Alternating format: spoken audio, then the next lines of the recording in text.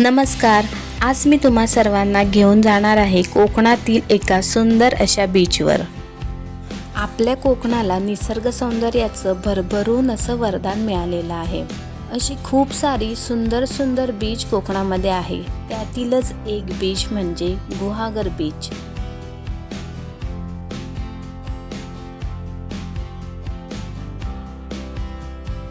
मी स्वतः कोकणातील असल्यामुळे कोकणातील व्हिडिओज बनवायला मी जाम एक्सायटेड असते.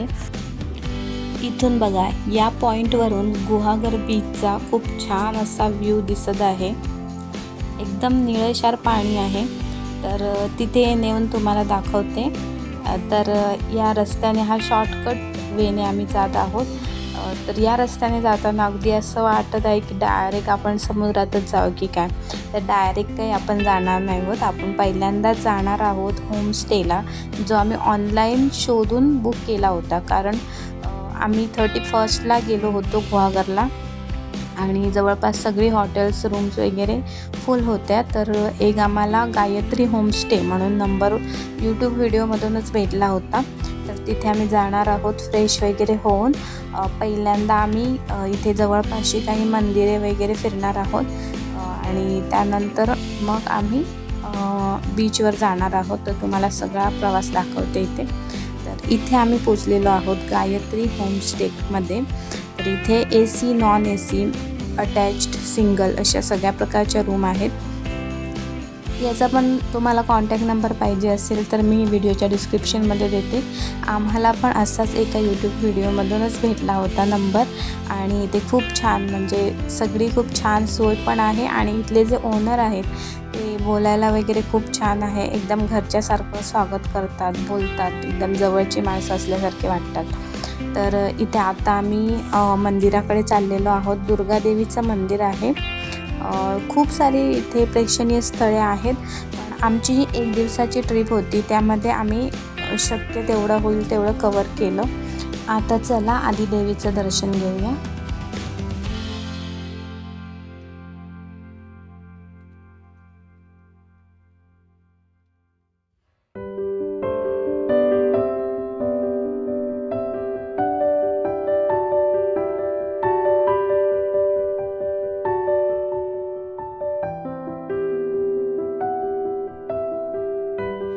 अगदी बीचपासून जवळच हे मंदिर आहे.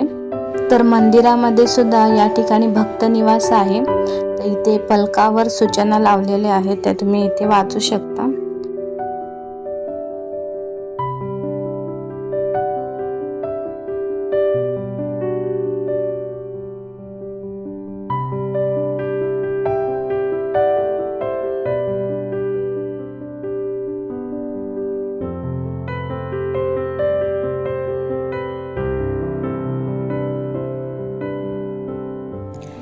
गुहागरच्या दुर्गादेवी मंदिरातील अंबेची ही एक वैशिष्ट्यपूर्ण, काहीशी नवलाची गोष्ट म्हणजे प्रभात समयी ही मंगला नवयौवना भासते.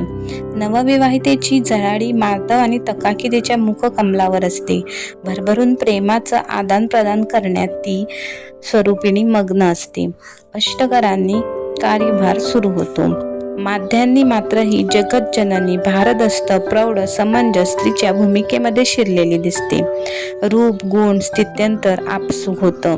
भक्तांच्या अडचणी निवारण, मार्गदर्शन करणं, सुज्ञ आचरणासाठी उद्युक्त करणं अशी अनमोल कार्ये या काळात सुरू असतात. दिवस कलतो आणि संध्याकाळी ही जगदंबा आत्ममग्न होते. पुनच्च कुमारिकेच्या अवस्थेमध्ये जाते. परकळ पोलकळ आलेली अवखळ, लढिवाळ, निरागस स्वरूपात प्रवेशते. दिवसभर भक्तांच्या भौतिक, सांसारिक आणि पारमार्थिक सौख्यासाठी ही विमला परोपरीने सहाय्यभूत होत असते. सांज समयानंतर मात्र अंबामाता अबोध, निर्हेतुक, अजाणशा बाल्यावस्थेत शिरते. हे बालवयाचं लेणं केवढं सुकुमार आहे, नितांत सुंदर आहे. देवीचं दर्शन घेऊन खूप छान, प्रसन्न वाटत आहे. तुम्ही सुद्धा गुहागरमध्ये गेल्यावर या मंदिराला नक्की भेट द्या आणि देवीचं दर्शन आणि आशीर्वाद घ्या.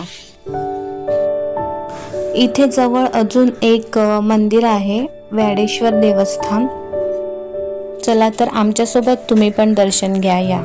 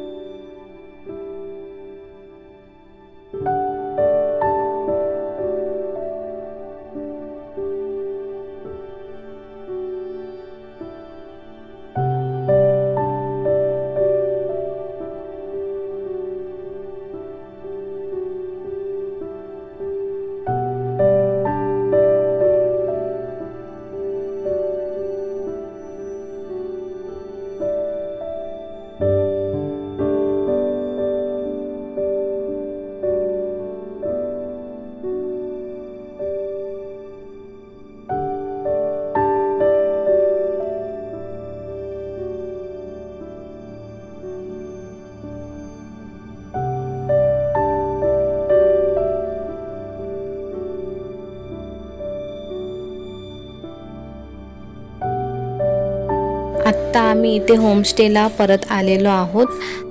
आता थोडंसं फ्रेश होऊन आम्ही बीचवर जाणार आहोत. तर इथे होमस्टेच्या अगदी मागच्या बाजूलाच समुद्रकिनारा आहे.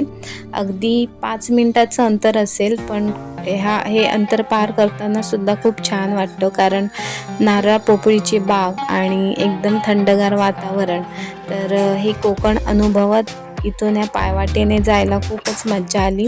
तर इथून आपण सरळ चालत डायरेक्ट समुद्र किनाऱ्यावर पोचणार आहोत. चला, अगदी सोपा रस्ता आहे. आर्य तुम्हाला दाखवतोय. मागून मागून जाऊया आपण आता.